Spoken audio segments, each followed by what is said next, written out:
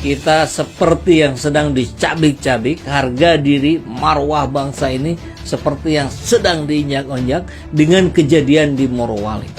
Sebetulnya ini bukan hanya terjadi di PT GNI. Saya yakin sekali ini indikasinya di berbagai atau bahkan mungkin di mayoritas perusahaan yang dimiliki oleh orang Cina ya.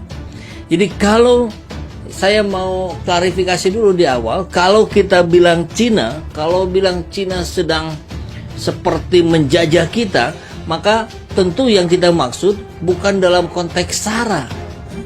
Karena saya juga punya teman dengan etnis Cina, baik-baik saja, bersahabat itu. Bahkan saya sendiri, konon katanya leluhur saya juga etnis Cina. Jadi tidak ada masalah dengan etnis Cina yang ada di Indonesia. Yang kita bahas adalah Cina sebagai sebuah komunitas atau sebuah bangsa yang lebih besarnya lagi yang melakukan invasi, ini dalam tanda petik nih. Konon katanya investasi, tapi kok seperti invasi gitu. Bahkan kita lihat penanganan dari perusahaan terhadap pribumi dengan TKA Cina itu jauh berbeda.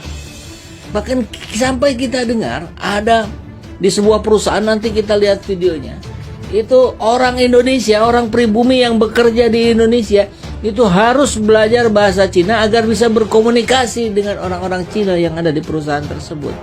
Ngeri kali itu. Dunia terbalik ini ya.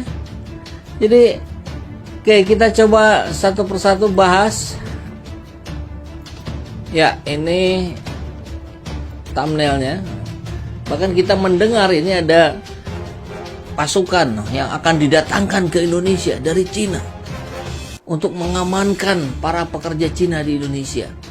Itu kalau benar sungguh sudah menginjak-injak harkat dan martabat kita. Apakah kita mau diam saja? Tentu tidak. Kita akan berespon, kita akan bereaksi, kita akan protes. Bahkan kalau tidak ada jalan lain, kita akan turun ke jalan. Ini thumbnailnya, Cina akan kirim pasukan ke sini, rakyat mau diam saja. Nah, ini dari, kita ambil kabarnya dari Suara Nasional. Judulnya, wartawan senior ungkap skenario Cina akan mengirim pasukan untuk melindungi tenaga kerjanya di Indonesia. Kalau begitu berarti aparat di Indonesia tidak dipercaya dong ya oleh RRC.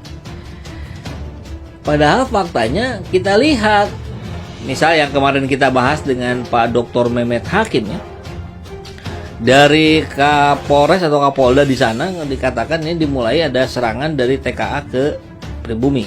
Tapi pas kita dengar dari pusat sebaliknya, yang menyerang warga pribumi dulu ke TKA. Ini simpang siur, jadi yang benar yang gimana ini? Ada skenario Cina akan mengirimkan pasukan ke Indonesia untuk melindungi tenaga kerjanya. Pengiriman pasukan ini setelah kejadian rusuh di Morowali Utara dan munculnya kebencian terhadap TKA Cina. Kami tidak puas.